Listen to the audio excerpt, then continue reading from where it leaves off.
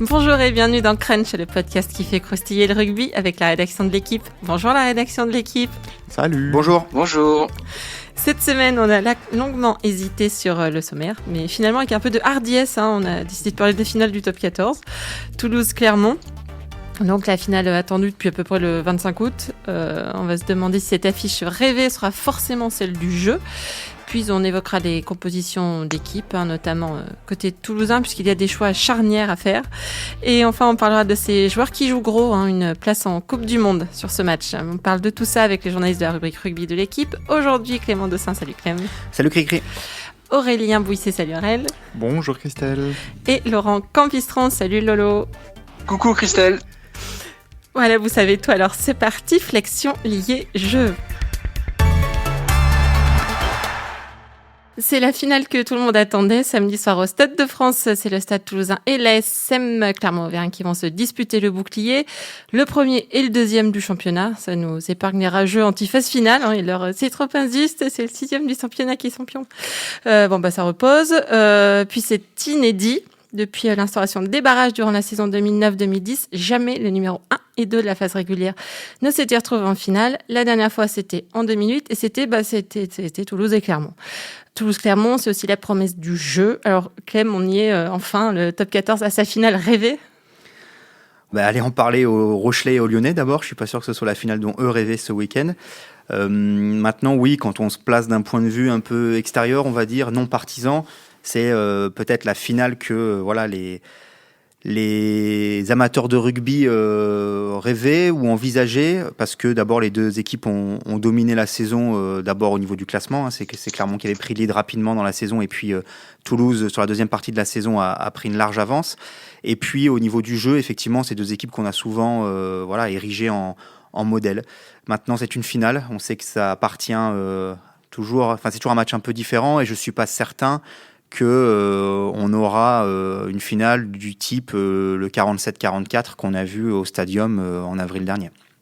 Non, j'y étais à ce match au Stadium. C'est peu probable que ça soit aussi délirant niveau largesse défensive ou orgie offensive. Mais c'est sûr que c'est peut-être aussi les deux équipes qui savent le mieux ce qu'elles font sur le terrain, qui ont été constantes de la première à la dernière journée, qui ont connu très peu de passages à vide. Toulouse, ils ont une grosse défaite cette saison en début d'année à Montpellier. Ouais. Ils ont très vite rectifié le tir. Clermont, il y a une seule fois où ils concèdent le bonus offensif à Toulon, c'était en fin de saison quand ils géraient leur effectif et qu'ils faisaient tourner en prévision de la phase finale. Donc c'est deux équipes très solides offensivement et défensivement. Oui, c'est très important de le souligner, ça. Et donc je pense que ce sera plus le 47, je sais plus combien. 44. C'était un peu une aberration en fait. Je pense pas qu'ils s'attendent les deux à un tel spectacle, mais en tout cas, c'est pas deux équipes qui en phase finale restreindront le jeu. Elles essaieront toujours d'attaquer, d'être fidèles à leur style offensif, à leurs ambitions. C'est ce que Clermont disait à Bordeaux quand ils venaient de battre Lyon. On a essayé, on a tenté. C'était pas parce que c'était une demi qu'on allait jouer qu'avec les gros. Voilà. Donc ils essaieront en tout cas de jouer. Lolo, toi aussi, tu penses qu'il y aura forcément du jeu ?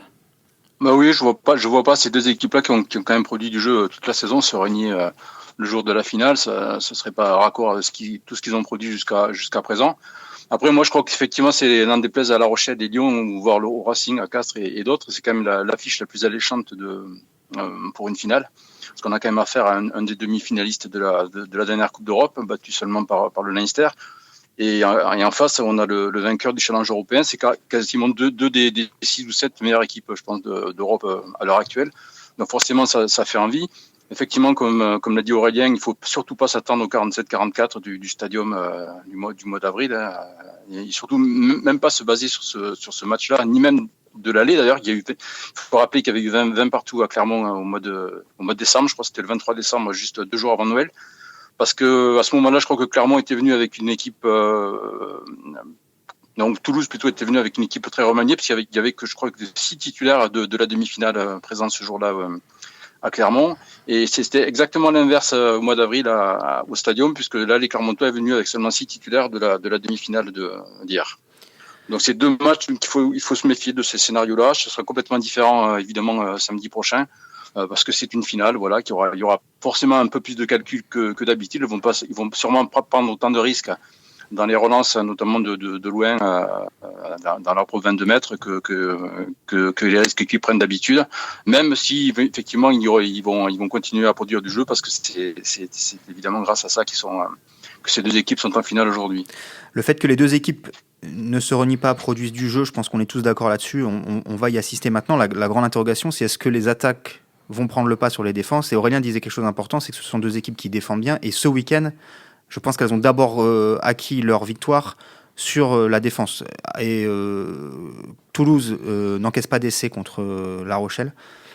Petite stat en passant, c'est la première fois de la saison que La Rochelle ne marque pas un essai dans un match. Donc ça montre la solidité de Toulouse sur ce match-là.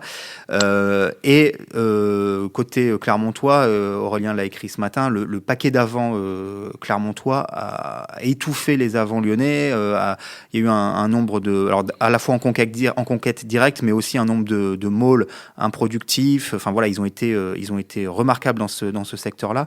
Et donc, voilà, il y a aussi fort à parier que pendant 1 heure, peut-être même un peu plus, les défenses ce week-end, enfin samedi, prennent le pas sur les attaques. Donc voilà, il ne faudra pas en être déçu pour autant, mais ça peut se produire.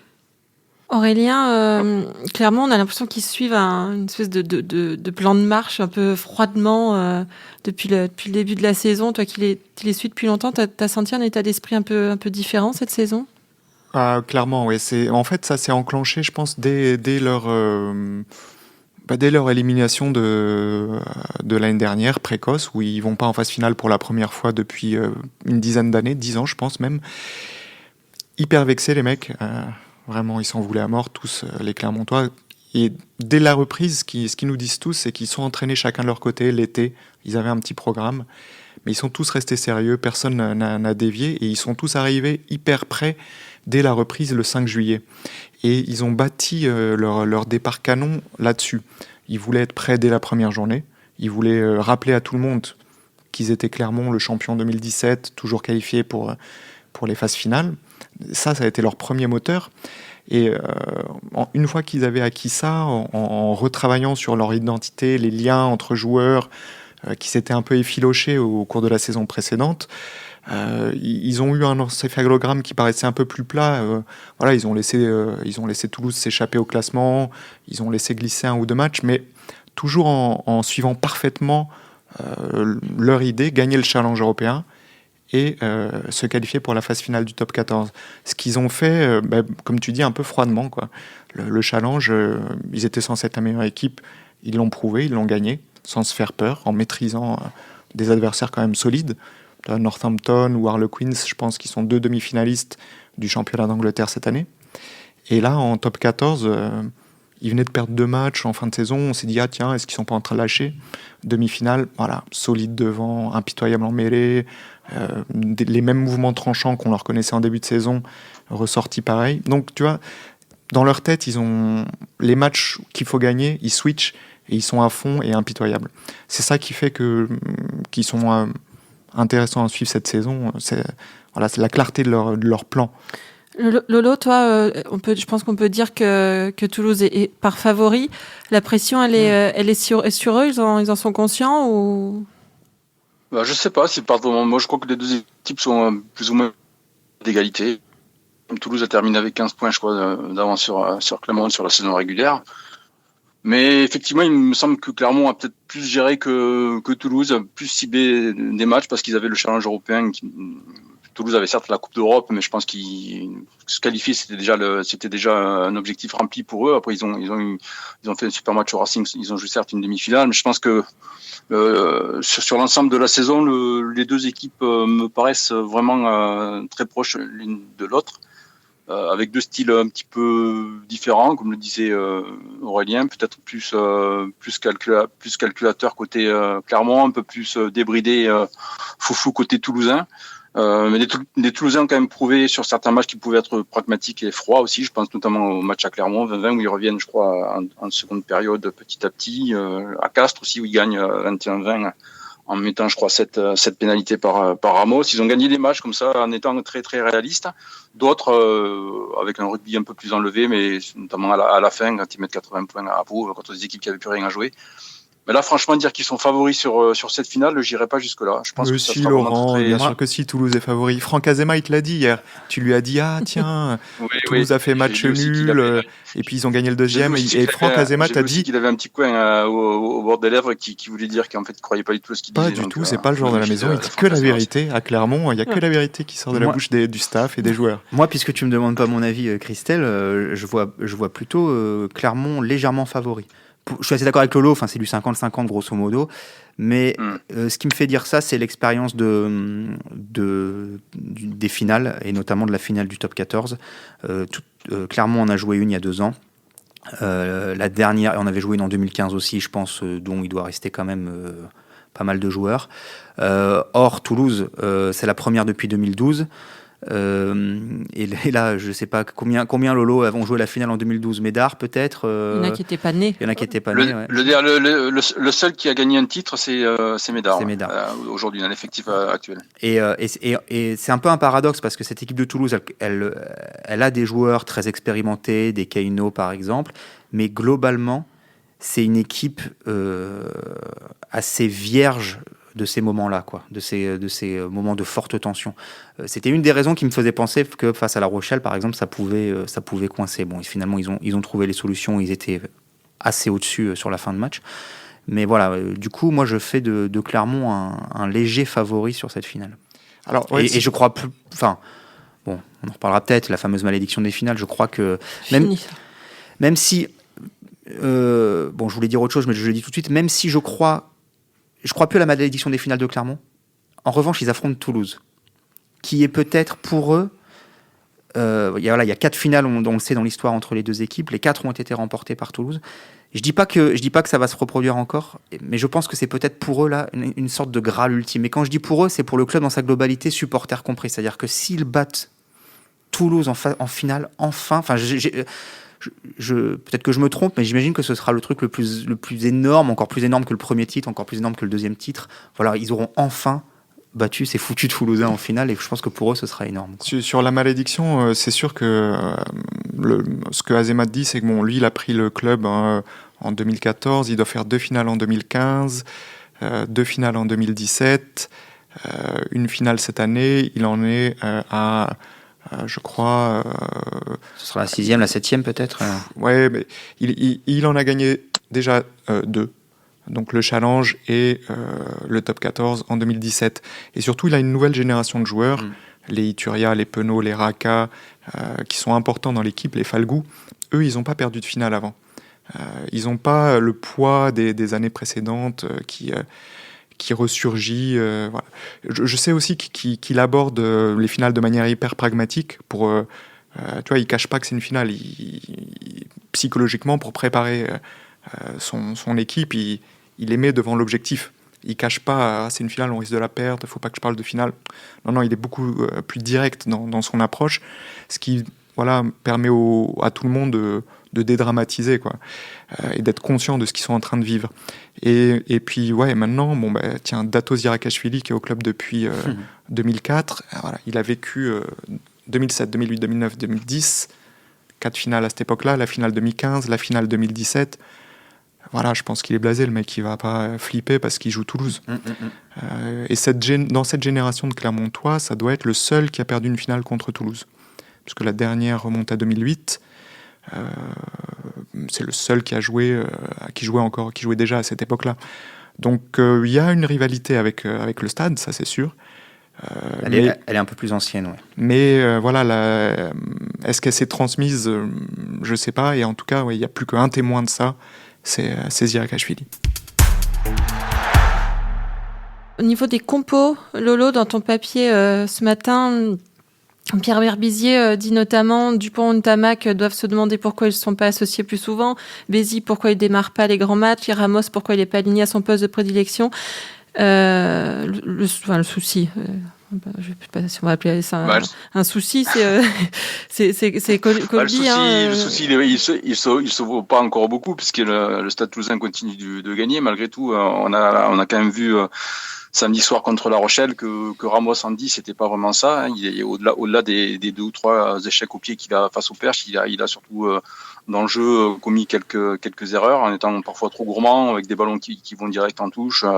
Par exemple, et même dans le jeu, on se sentit pas très à l'aise avec Dupont à la charnière. Donc la vraie question qui se pose aujourd'hui, c'est est-ce qu'il faut maintenir Ramos pour la finale face à Clermont? Alors il y a pas beaucoup d'options en fait, il n'y en a pas énormément, sauf si l'Australien Zach Holmes revenait à temps pour la finale, ce qui est loin d'être fait parce que ça fait quand même un petit moment qu'il n'a pas joué et je le vois pas vraiment revenir pour une finale alors qu'il manque sûrement de rythme. Il est touché aux adducteurs, non, c'est ça? Ouais, touché aux adducteurs. Avant ça, il y avait eu les 2 commotions là, qu'il avait contraint à s'arrêter pendant un certain temps. Il avait récupéré assez moyennement de tout ça. Donc là, ça me paraît difficile de l'aligner, mais pourquoi pas. Ne serait-ce qu'une mi-temps peut-être ou 50 minutes, et ensuite faire rentrer le gars qui sera sur le banc à ce moment-là, ou Ramos ou Bézi. Sinon, le problème avec Ramos, c'est que c'est aujourd'hui le meilleur buteur du club. Donc c'est difficile de s'en passer, encore plus pour une finale, parce que les points vont compter évidemment, ils vont coûter cher.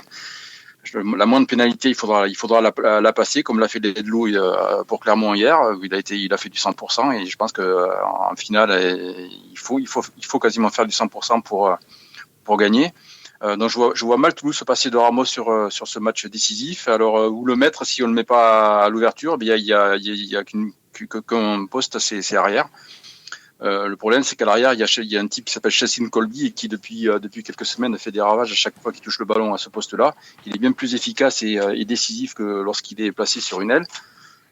Donc voilà, un gros casse-tête pour Hugo Mola et ses adjoints, sachant que si vous mettez Ramos derrière, donc forcément vous décalez Colby sur une aile. Et là alors l'autre problème qui se posera, c'est qui choisir entre Max Médard et Yoann Huget pour le deuxième poste de délié. Donc c'est assez compliqué. Honnêtement, là, je vois pas le Stade changer sa compo là à une semaine de la finale. Ça me paraît un petit peu compliqué de changer maintenant. Alors peut-être aurait-il fallu, comme dit Pierre Berbizier, penser à tout ça un peu plus tôt et miser d'emblée sur la charnière Dupont-Ntamak, celle qui sera sûrement amenée à durer et à Toulouse et en équipe de France. Mais d'un autre côté, comme me dit aussi Berbizier, Bézi est sûrement un des meilleurs demi-de-mêlée à l'heure actuelle. Et donc, si vous partiez sur Dupont-Ntamak tout le temps, c'est compliqué ce serait compliqué et sûrement injuste aussi pour Sébastien Bézi. Donc voilà, j'aimerais pas être à la place des décideurs toulousains en ce début de semaine. C'est vrai que le paradoxe, c'est que Bézi est sans doute aujourd'hui l'un des 2 ou 3 meilleurs demi-de-mêlée de France et par conséquent peut-être meilleur même que Dupont au club. Et son entrée a été impressionnante samedi. Alors attention, c'est pas son entrée à lui tout seul, ça s'accompagne. Tout le coaching, tous les remplaçants ont fait une énorme rentrée et il a pu en profiter, en bénéficier. Mais c'est vrai que ça pose quand même des questions. Et il y a un nom que tu n'as même pas évoqué, Lolo, et c'est très, enfin, tu l'as peu évoqué, c'est celui d'Ntamak, quoi, dont on ne s'étonne presque plus qu'il soit remplaçant aujourd'hui, qu'il joue combien de minutes il a joué, 3 minutes, 5 minutes en demi-finale. Ouais, il rentre à la 73e. Voilà, samedi soir. Ce qui, en creux, pose des questions aussi, parce que voilà, on peut penser qu'il sera dans la liste pour le Japon, mais donc un mec qui n'est pas titulaire en club pourrait être le 10 titulaire de l'équipe de France. En club, on lui préfère à l'ouverture un mec qui joue 15. Au centre, parce que c'est une option aussi, on sait qu'il a plutôt joué au centre à Toulouse, on lui préfère Aki, qui apporte une autre densité physique au milieu du terrain. Bref, c'est vrai qu'il y a quand même pas mal d'interrogations côté toulousain, interrogations qu'on a, j'ai le sentiment, pas du tout côté clermontois, quoi. On a aujourd'hui quand même une équipe qui a l'air d'être clairement identifiée. Avant de parler de Clermont, c'est sûr qu'en demi-finale de Coupe d'Europe contre le Leinster, la charnière toulousaine avait déjà été un pari et qui avait perdu le match contre son vis-à-vis irlandais, quoi. C'est peut-être le seul point faible. C'était Dupont qui avait joué à l'ouverture. Voilà, ils avaient encore tenté autre chose avec Dupont à l'ouverture. Et ça n'avait pas fonctionné, donc c'est le seul. C'était Bézi Dupont, la charnière, ouais. et Dupont donc face à Sexton. Et Colby à l'aile et Ramos à l'arrière, je pense. C'est le seul secteur où il tâtonne vraiment beaucoup cette saison. Alors que bon, là, Clermont arrive vraiment avec des certitudes. Je pense que le 15 de départ que vous avez vu contre Lyon ne va pas bouger, sauf petite blessure. Fritz Lee et Ituria sont sortis un peu touchés à l'épaule. Il n'y a pas l'air d'avoir trop d'inquiétude côté staff technique. Il est impossible qu'il y ait un coup derrière les fagots et que Parra soit là. Non, je pense pas. C'est impossible. Non. Parce qu'ils avaient dit entre 4 et 8 semaines, ça en fait 5. Mais... Bon, ils l'ont fait une fois où Morgan est revenu plus tôt que prévu de blessure parce que il a rongé le cerveau de son entraîneur à partir du lundi en lui disant non mais c'est bon, je suis guéri, je peux jouer. Tout en continuant à se plaindre, bien sûr. Mais là, ça paraît difficile, surtout qu'en fait, ils n'ont pas besoin de prendre ce risque parce que Greg Laidlaw, il a montré encore une fois hier qu'il était légal dans le jeu, au moins de Morgan Parra. Il a fait une performance impressionnante de demi-mêlée. Tout était propre, ses choix tactiques, l'exécution technique, son jeu au pied, même ses passes. Et puis bon, il fait 100% au pied avec deux transformations en coin. Voilà, l'écart est de 10 points à la fin, de 20 points, je veux dire, contre Lyon, mais il y a un moment où c'était on a l'impression qu'ils servent à rien. C'est bien qu'ils les passent. Ah oui, non, mais on a l'impression qu'ils servent à rien, mais ces transformations, elles pèsent. Tout était précieux. Donc, il y a pas besoin, ils n'ont pas à prendre ce risque. Il y a quelques années, ça aurait été un autre remplaçant. Peut-être qu'ils auraient tout fait pour que Parra soit prêt plus tôt. Après, quand même, pour moi, la force que tu évoques là, attention à ce que ça ne devienne pas une faiblesse en cours de match. Je m'explique, si Laidlaw se blesse, ce qui n'est pas à exclure, ils n'ont pas c'est Cassan sur le banc, qui est un très jeune joueur, qui a peu joué en demi-finale, et ils ont pas de... Autant Toulouse, c'est un peu abondance de biens qui est en train de nuire parce qu'on voit qu'ils se posent beaucoup de questions sur la compo d'équipe. Autant à Clermont, l'absence de Parra malgré tout, c'est vrai qu'elle n'est pas préjudiciable tant que Laidlaw est apte. En revanche, il ne faudrait pas que, effectivement, en cours de match, il soit privé de Laidlaw pour une raison X ou Y, un carton ou un plaquage de... Je vois pas pourquoi tu cites Técori. Elstadt peut suffire. Elstadt peut suffire. Non, et donc, ça, pour moi, c'est quand même une interrogation, quoi. Alors, pour les avoir vus pas mal de fois ces dernières semaines, ils ont beaucoup travaillé autour de Charlie Cassan pour le faire monter en confiance, pour qu'il gagne en confiance, pour qu'il monte en puissance physiquement. Il l'entoure beaucoup, il le valorise beaucoup en interne, pour que s'il avait à jouer plus tôt que prévu, il se sente bien. Voilà, donc leur réponse, elle est là, dans la manière dont ils gèrent le mental et le physique de ce jeune joueur qui a souvent été blessé, qui a souvent été barré par une concurrence dingue à ce poste. Voilà, c'est comme ça qu'ils voudront au moins limiter les dégâts, voire surprendre. Mais il est possible il est possible de cibler carrément Laidlaw ou c'est pas valeur? Non, c'est pas dans l'ADN du Stade Toulousain, ça, de cibler des joueurs. Je crois pas. Lui mettre une pression très très forte, oui. Oui, certainement, ça oui. Une fois que tu le chopes, lui mettre un plaquage appuyé, oui. Après, il y aura évidemment rien d'illégal ou d'illicite, puisque aujourd'hui, ça voudrait dire donc ils vont pas décapiter Laidlaw. Il n'y aura pas de plan anti-Laidlaw. Non, je pense pas. En revanche, cibler, mais bon, ça c'est dans n'importe quel match de rugby. Mettre une énorme pression à la charnière, que ce soit à Laidlaw ou à Lopez d'ailleurs, ça oui, il faut s'y attendre, et on a bien vu que avec le match monstrueux d'Elstadt contre La Rochelle, que c'était tout à fait possible. Toulouse a joué le Leinster dernièrement. Je ne me souviens pas qu'ils aient particulièrement ciblé Sexton, par exemple. Je ne crois pas qu'ils aient mis en place un plan anti-Sexton. Je ne crois pas. Même si, effectivement, derrière Sexton, il y avait quand même un joueur autrement plus qualifié que Cassan à Clermont, quoi. Et pour le reste de l'effectif, c'est beaucoup de certitudes côté clermontois, première ligne. Il y a peu de chances de voir un changement. la paire Vahamina, Timani, c'est aucun doute là-dessus sur leur sur le banc peut-être. Ce qui était intéressant contre Lyon, c'était la présence de 2 troisième lignes de métier et aucun deuxième ligne de métier. Paul Gédrasiak était resté en costard et ils avaient mis Judicaël Cancorier et Peseliato qui pouvaient couvrir en deuxième ligne. Voilà, qu'est-ce qu'ils recherchaient là-dedans ? Peut-être plus de réactivité au sol, plus de présence dans les airs aussi. Est-ce qu'ils vont faire le même choix contre Toulouse ? C'est peut-être dans ces marges-là à la marge, que ça va se jouer, mais qui sont toujours importantes pour les fins de match. Donc la stratégie, elle sera là, je pense, pour Clermont. Autre thème, mardi prochain, Jacques Brunel dévoilera la liste des 31 pour la Coupe du Monde. 31 plus 6, je crois, c'est ça, 6 réservistes. Des deux côtés, il y a des joueurs qui restent en balance. On pense à Baye, à Movaca, à Kroos, Ramos, Guitoun d'un côté, à Falgou, Lopez, Fofana, Raka de l'autre, par exemple. La finale, elle pourrait peut-être faire pencher la balance. T'es d'accord avec ça, Lolo ? Ils ont beaucoup à jouer, là, ces jeunes gens ? Ouais, clairement, il y aura des matchs dans le match. Falgou, par exemple, effectivement, c'est les piliers gauche.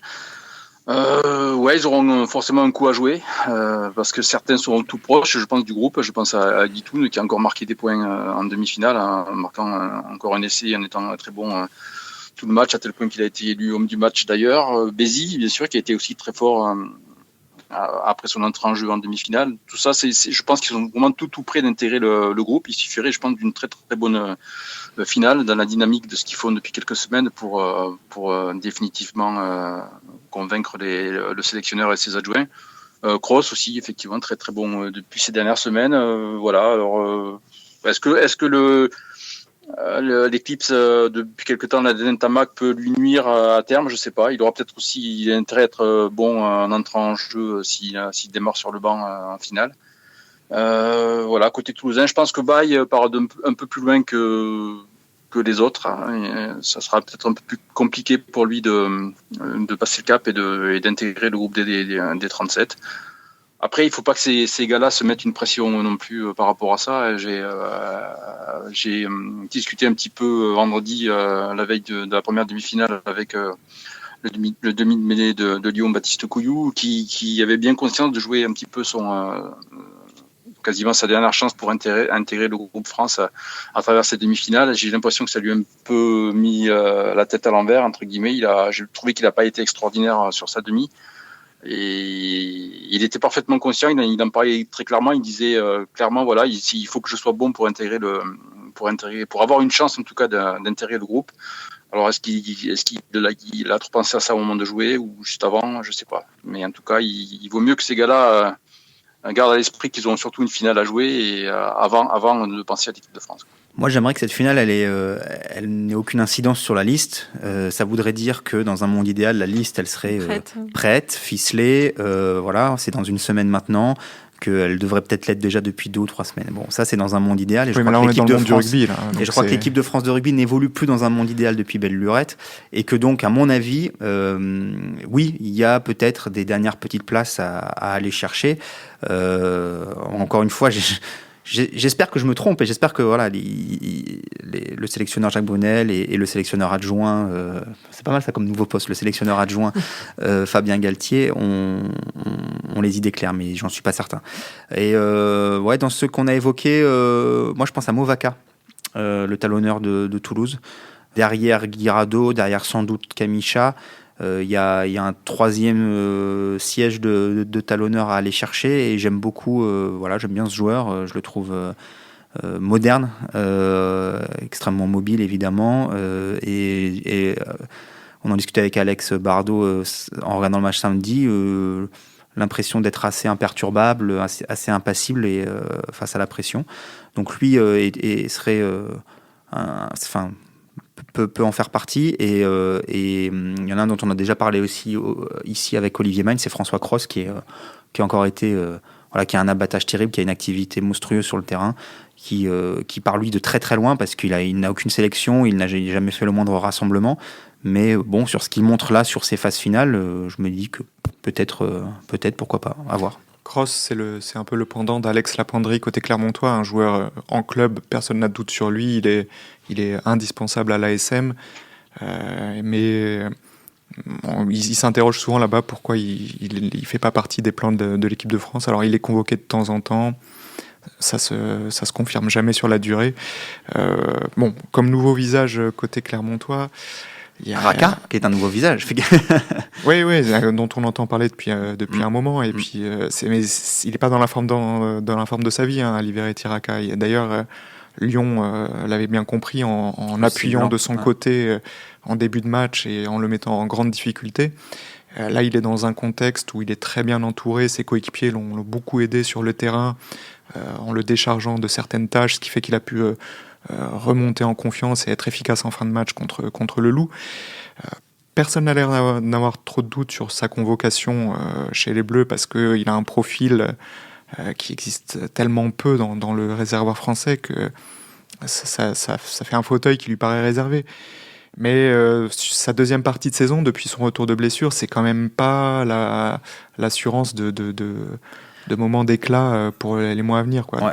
Voilà, c'est le doute qu'il y a sur Raka. Et puis moi, je l'ai déjà dit, l'autre doute qu'il y a sur Raka, c'est que va-t-il donner au niveau international ? Alors, quand tu as le temps de le tester sur des matchs d'un tournoi, sur une tournée, pas de souci. Là, on l'emmène, c'est un peu un all-in, on l'emmène en Coupe du Monde, sans même savoir ce qu'il va donner réellement. Voilà, mais c'est pareil pour Movaka, tu vois. Movaka, c'est vrai. Mais Movaka, tu l'emmènerais dans un rôle de troisième, donc tu sais que voilà, c'est aussi pour apprendre pour l'avenir. Raka, dans l'état d'esprit des gens, on a longtemps dit, c'était une espèce de sauveur et tout. Bon, je pense qu'il faut vraiment se prémunir de ça et on verra ce qu'il donne. Après, je suis d'accord avec Aurélien, il est pas flamboyant en ce moment. Et après, côté clermontois, c'est ceux qui se sont un peu tiré une balle dans le pied ces derniers temps, qui ont beaucoup à jouer et qui ont des doutes sur leur présence à la Coupe du Monde. C'est surtout Camille Lopez, qui a vécu un tournoi contrasté où il est sorti de l'équipe, il a quitté les Bleus fâché, un petit peu vexé en tout cas de pas être rentré en jeu, d'être rentré en jeu contre l'Italie pour 15 secondes. Il sait que avec Clermont, c'est sa seule chance de participer à sa première et sans doute seule Coupe du Monde de sa carrière. Ça, c'est quelque chose qu'il a en tête, contrairement à Morgan Parra qui a déjà vécu 2 Coupes du Monde, une finale de Coupe du Monde et qui est moins... Un morceau de finale. On a vite interrompu par un point coupable et un genou sauvage. Voilà, Morgan Parra, il sait que sa carrière, les grands moments de sa carrière sont passés, qu'il les a déjà vécus. Camille Lopez, c'est un jeune joueur qui a commencé à Mauléon en fédéral et qui arrive à l'équipe de France. Pour lui, c'est un rêve éveillé de faire une Coupe du Monde, même à son âge, maintenant à 30 ans. Voilà, puis il y a Rabat Slimani qui a disparu un petit peu des radars, mais qui est un pilier droit, en tout cas de mêlée fermée, d'une valeur rare. Fofana. Wesley aussi, Fofana, qui joue gros parce que son tournoi est terni par les blessures. Voilà, c'est ces mecs-là qui sont dans le doute, qui auraient dû être des cadres des Bleus, parce que Wesley Fofana, c'est plus d'une trentaine de sélections, je pense. Oui, plus que ça. Ouais. Et puis surtout une valeur. Ouais, qui a été considéré comme l'un des rares joueurs de vraie valeur mondiale du rugby français. Voilà, ils ont vacillé et maintenant, pour se replacer pour la Coupe du Monde, il faut regagner la confiance des sélectionneurs. Donc c'est pas évident pour eux dans l'optique de la Coupe du Monde. Très bien. Juste avant de se quitter, une petite séquence à mettre dans sa valise pour lire sur la plage cet été. On vous conseille Le Petit éloge du rugby de Ludovic Ninet, qui est aux éditions François Bourin. C'est un très joli petit livre au sens propre et au sens figuré. Ludovic Ninet, il a longtemps joué au rugby. Il a aussi été journaliste rugby avec nous quand on n'avait pas de cheveux blancs. Aujourd'hui, il est écrivain. Son petit éloge du rugby, ça mélange la peinture d'un sport qu'il aime beaucoup et une réflexion sur ce qu'est ce sport. À la Ninet, il y a pas trop de concessions. Il y a des souvenirs, il y a des analyses, il y a la tête et il y a le cœur. Voilà, moi j'ai beaucoup aimé. Clem, tu veux en dire un mot aussi ? Alors je l'ai pas fini, je l'ai commencé et oui, juste un petit mot. Je trouve que ce qui est assez fort, en tout cas dans ce que j'ai lu jusqu'à présent, c'est le double côté qui pourrait paraître paradoxal, mais très intime et très universel. C'est-à-dire que par son propre rapport à ce sport, on s'identifie à plein de choses. Il y a plein de petits sentiments où on se dit ah oui, effectivement, moi aussi j'ai déjà ressenti ça sur un terrain ou en regardant du rugby, et donc voilà, c'est ça qui qui est assez plaisant, même si je partage pas son goût pour les cartouches, caramel et autres plaquages. Mais bon, ça c'est son côté un peu maso.